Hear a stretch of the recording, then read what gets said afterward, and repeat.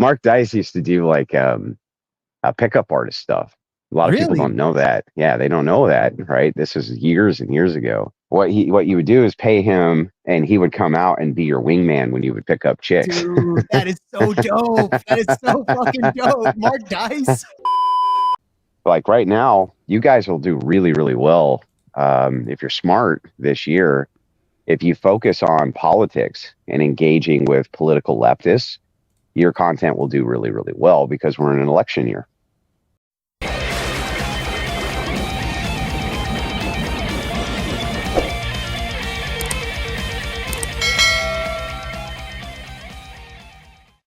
I can't actually point to anybody.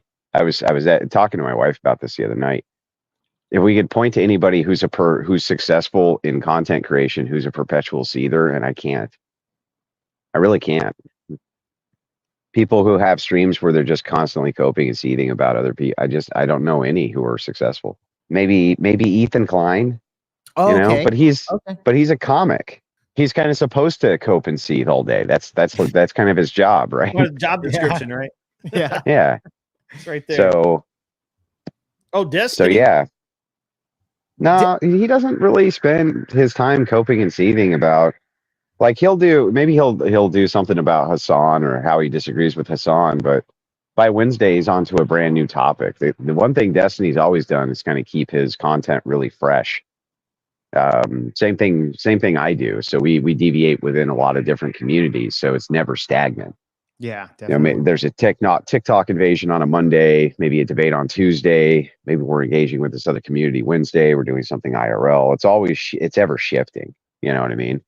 To keep it from stagnation, and that's a big key to success, right? I've been building a stage here and this and that so that we can release our weekly skit show, or not? Yeah, once a week. You know, and that's an angle. The Crucible's always written skits and put out bits and skits, but we wanted to kind of up the quality of those, make them really, really good. So it's one more piece of content from a completely different angle of satire that people will enjoy. But it's just constantly moving content barriers around. That way you don't become stagnant, right? Yeah. So I just don't. I'm not aware of any. And I know most. I have either a relationship with them or talk to them or something like this. Almost every major content creator from Tim Pool over, they move things around. I mean, I remember Tim Pool. He was doing Timcast for a long time, where he was just kind of reading the news. But then he shifted over to more of an IRL podcast, and then IRL debates on top of it. So he really started to shift the content around to meet a different demand. So it's always adding to rather than taking something away from. You know what I mean? Yeah, and he still reads the news. And I actually watch my favorite Tim videos is him reading the news. I actually like that.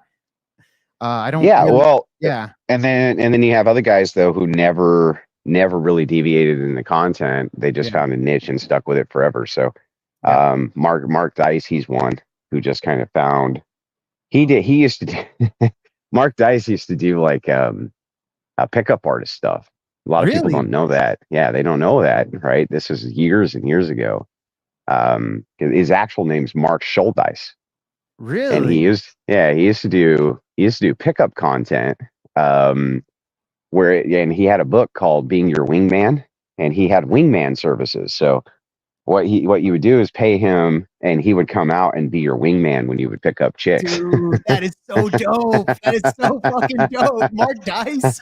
Yeah, Mark Dice. Yep. Dude, that's so insane. I actually really like Mark Dice a lot. I actually watch every single video, to be honest, from Mark Dice. Wow, but he found this kind of niche of, being in his kitchen and raging about, Democrats, essentially, Democrat fucking lunatics. But he rode what really got him popular was riding the SJW wave. But if you think about it, Mark Dice and his kind of famous surveys where he'd go out and be like, the Trump children killed the last Tyrannosaurus. Can you sign here to say that you're, and they do it. In many ways, he started a whole genre out of that. Yeah, he did. And that genre was basically showing that how politically inept people are. And on the dating scene, that became the same thing, right? Showing how inept people really are when it comes to their kind of preconceived notions and disillusionment with people around him. Yeah. So he unwittingly started this little genre, you know. Yeah, he did. and then the IRL stuff launched him into kind of the fame of people coming over and just kind of watching his little breakdowns of the daily news. All those guys are really funny because a lot of them invented genres kind of unwittingly. They invented these little side, genres. So yeah, all of them did. But I'm just saying that most of them have always tried to keep their content different and a little fresher and a little bit, a little bit more digestible by switching it around. To what's going on in the time and the place, right? So like right now, you guys will do really, really well if you're smart this year. If you focus on politics and engaging with political leftists, your content will do really, really well because we're in an election year. And you start to see channels that focus on political content. So like, I'll give you an example. There's a great video I can link over to you. It's all about these leftist Twitchies who are utilizing dark money. They've basically been bought by a single PAC, and it's called Progressive Victory. And Progressive Victory went through. It's under it. Okay, let me start over. You guys know who Brianna Wu is? Anybody here besides you, Josie? I don't know who Brianna Wu is. Yeah, Brianna Wu goes back to Gamergate and was the architect of Gamergate. Brianna Wu is a Democrat operative who somehow found himself, trans Brianna Wu, moving over and suddenly appearing in Twitch politics for no particularly good reason. I had a debate with him on gun control and just totally fucking smashed him. But he was trying to become friendly with me and I didn't know why. Like, why is this person because of, fucking Democrat trans, like the last person in the world who would want to be buddies with Andrew Wilson. What the fuck is going on here? Wu was vetting Twitch streamers, including conservative Twitch streamers, to push a PAC called Progressive Victory. And this dark money PAC has taken Wick TV, Counterpoints, Dylan Burns, Destiny, Vosh, many others, right? And pays them every single week to basically act as operatives for the Democrat Party. Oh, they actually pay hard money? They pay hard money, yeah. Wow, I thought that was like soft money kind of thing, but I didn't. And Counterpoints, no, Progressive Victory writes him a check.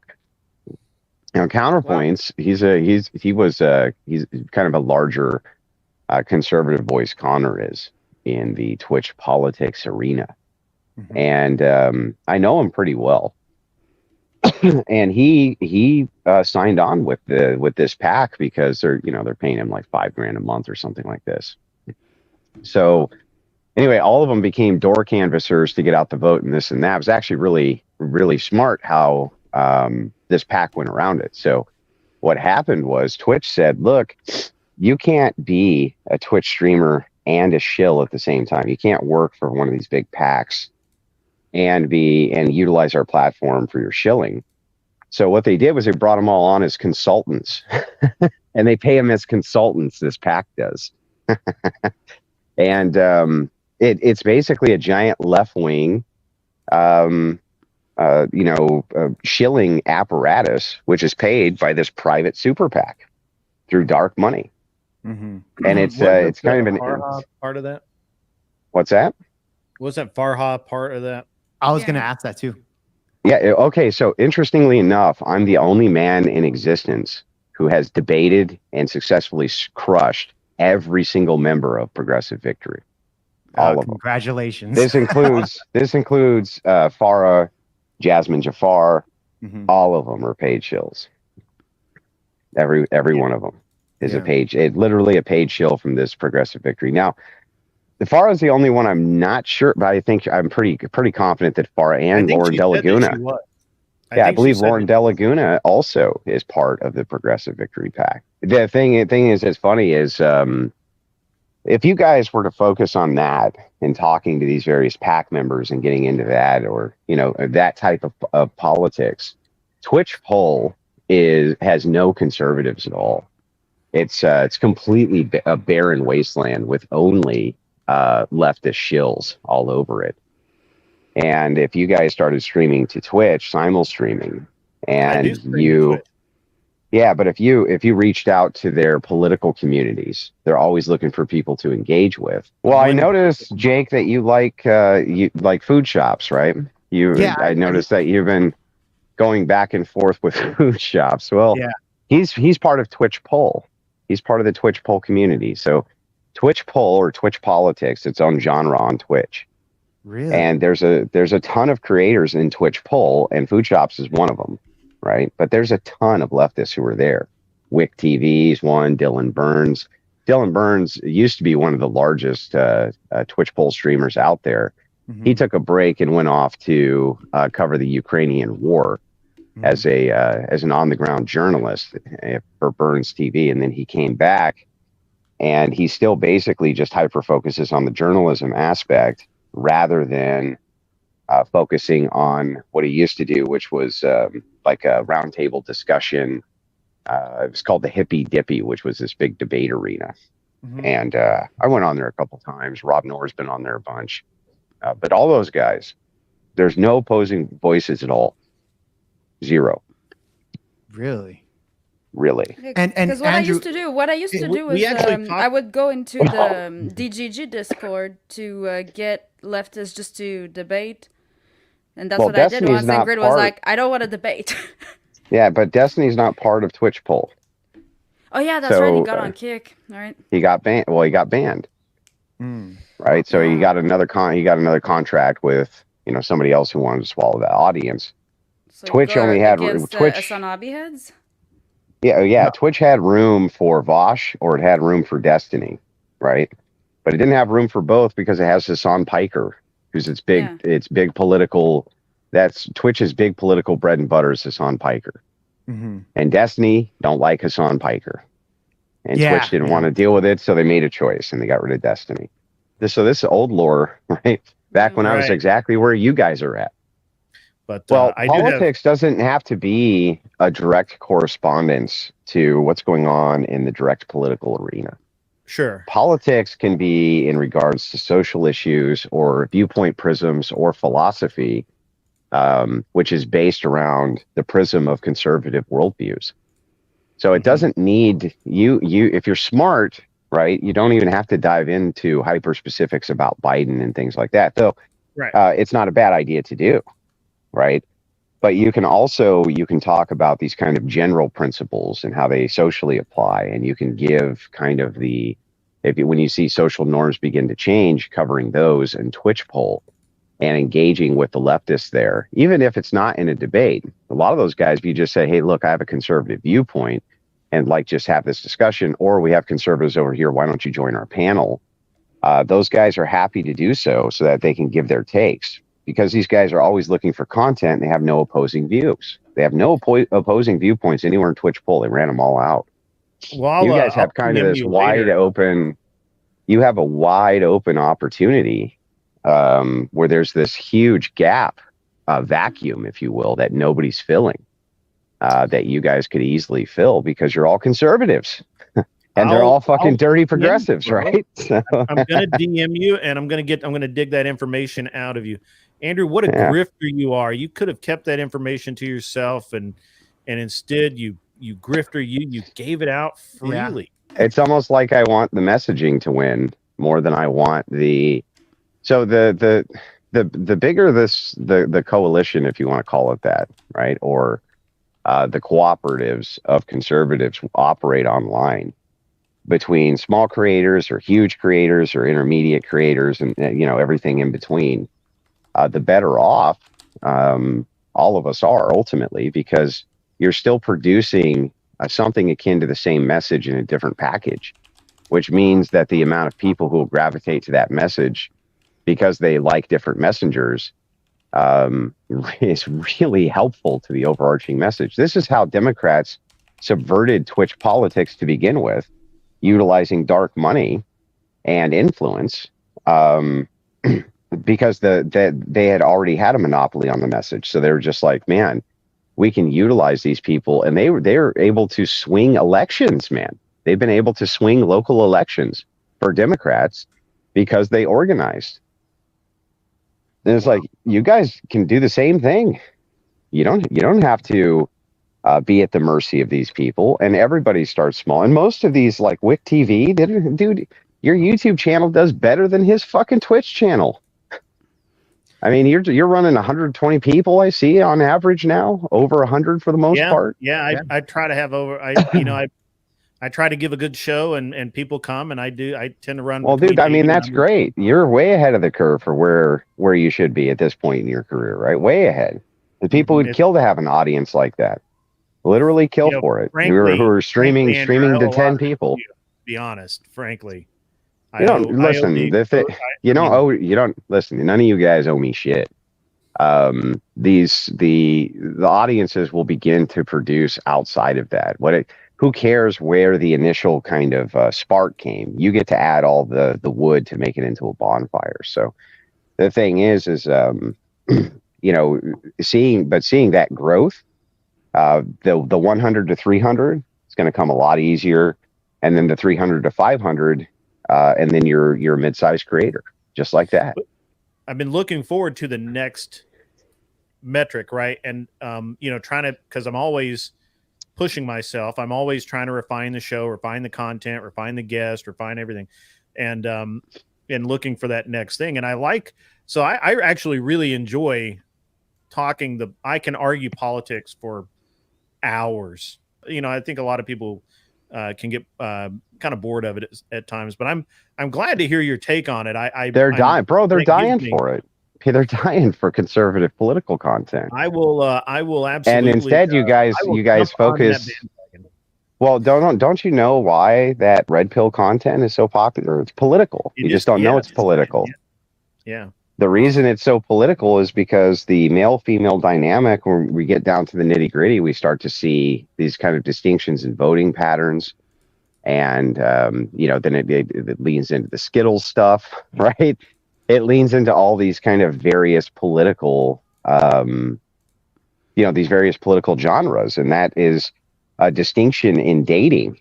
And the dynamic of conservative versus progressive and men and women is a massive barrier. And so that becomes fascinating for people, right?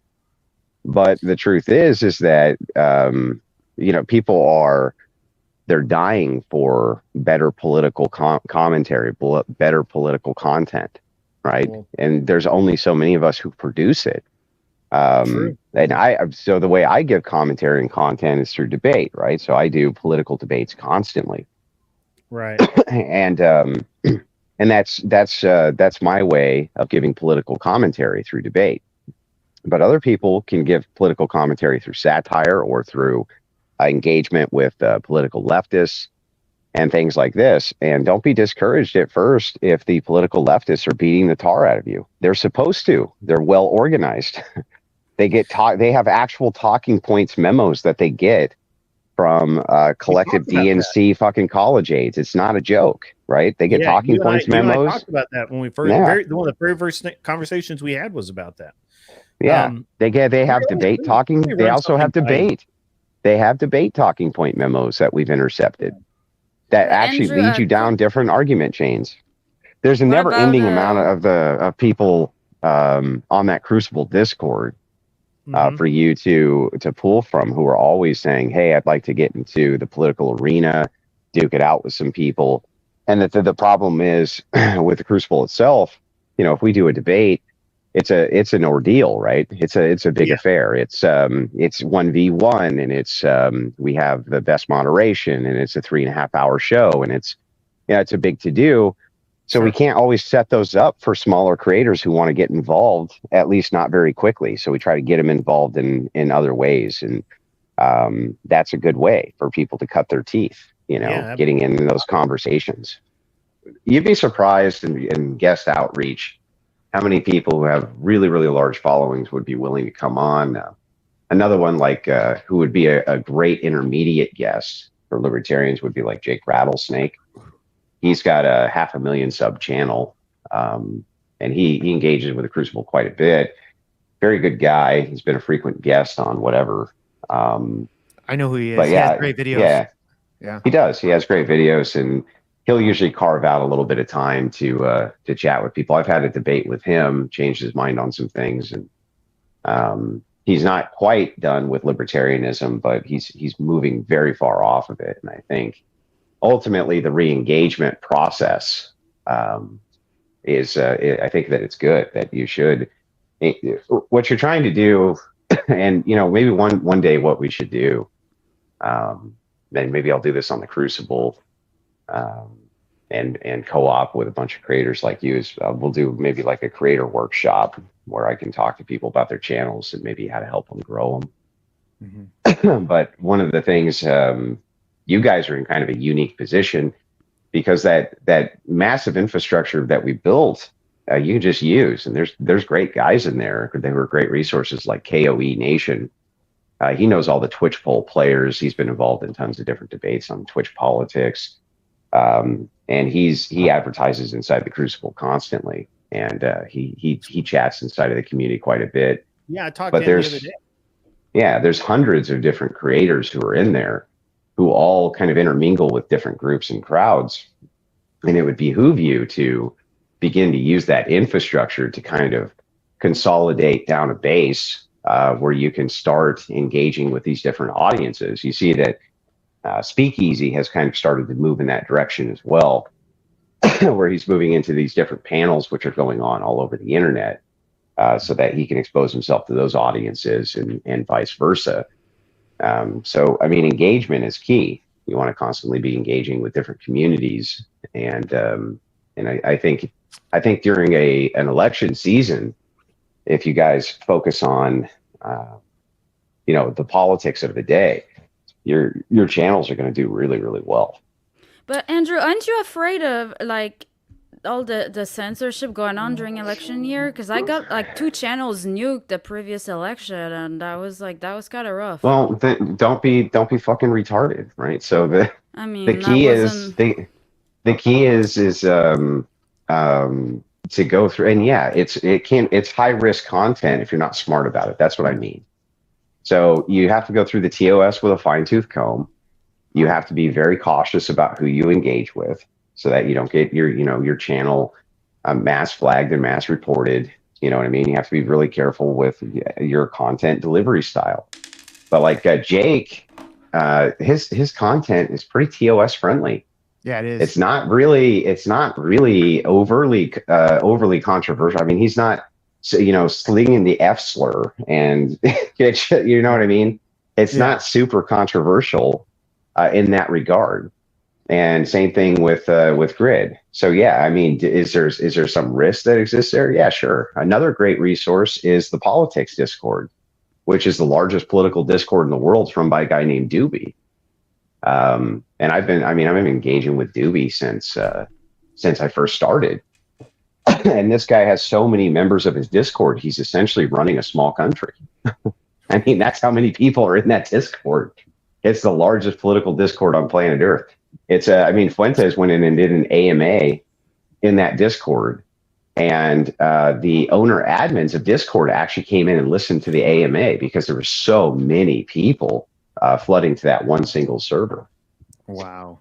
And a lot of people cut their teeth over there in the Politics Discord, talking to various people, various groups, and you'll find tons of like-minded people. The thing is people really, where a lot of the streamers fail is they stick too much to the idea that if they just run a good show on their channel, that eventually people will notice them, and they forget they're supposed to market. You guys are supposed to market. Yeah. Absolutely. How do you market if you don't engage with other communities? I don't understand that.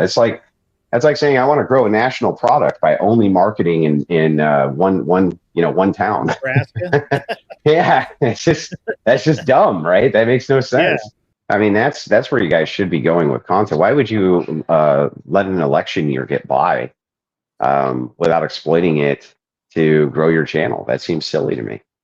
Well, especially since you're political politics earlier tonight, so that's funny. Yeah, you're political creators, whether you like it or not. I am. So yeah, I agree. Yeah, both of you. Jake is too. Yeah, I've heard a lot of fucking talk about Trump and a lot of talk about Biden on your channel, Jake. Lots of different stuff like that. Yeah. You know, it's funny, Andrew, because I dabbled into the because I started off with the Andrew Tate stuff. I did a lot of political content. Now it kind of feels like now that I'm doing the live streams, I'm kind of getting away from the political stuff. I try my best to kind of go back into it, but you're right. I need to get back into the political content because I think that's a little bit more of my bread and butter. I started off that way, and I need to get into that space. And thanks for letting me know about the Twitter stuff. Twitch. I need to do that. Twitch. Oh, Twitch. Yeah, my bad. Twitch. Yeah, I'm not on it. Sorry. I need to get into there. I'm definitely going to make a profile and get into that and simul stream it. And then I'll be there for your 1,000 member partner party, huh? When Twitch makes you a partner, and you become an affiliate, then you move from an affiliate to a partner. When you have your big party, you let me know and I'll be there. Definitely, Andrew. By the way, it's funny because I had this same conversation with Viking earlier today because Viking, there was one stream I had, my crew on there. They dropped some F bombs, etc. And Viking was saying, "Hey man, it's a lot of TOS stuff." I did the interview with him. He said no open panel, just me and you. And he gave me advice on the TOS. Like he gave me legitimate advice. I need to get back to Viking. So that I can understand it completely once I go through the whole thing. That's something that I need to really brush up on so that I can be more TOS friendly to YouTube. Yeah, make it well, not just for YouTube, but for Twitch. Twitch has a more stringent TOS in some regards and less in others. Twitch was the only place you could talk about the vaccines. And YouTube would knock you off the site. Right. For discussing it. A lot of conservative commentators fell on their sword and were banned over that more than any other single issue.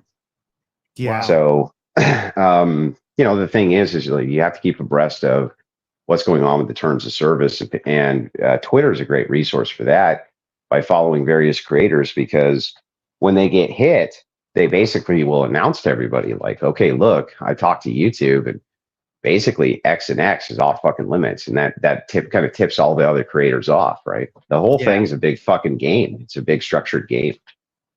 And so if you're going to play the game, play to win. Right? Yeah.